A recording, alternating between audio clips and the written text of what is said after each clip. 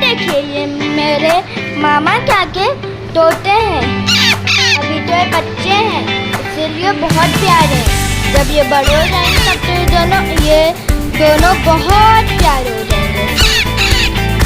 देखिए ये माशाल्लाह से कितना ज़्यादा बोल रहे हैं, लगता है खुश है। अभी इनका पेट भी भरा हुआ है, अभी खाना खाया है इन लोग ने। ये देखिए ये कितने अच्छे हैं, बार बार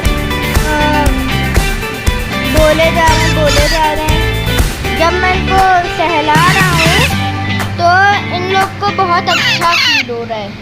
ये देखिए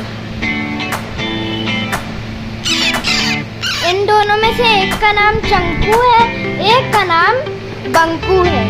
ये तो बहुत प्यारे हैं। ये देखिए ये मेरा भाई है, ये इन दोनों प्यारे प्यारे तोतों से खेल रहा है। नकी हाय बोलो।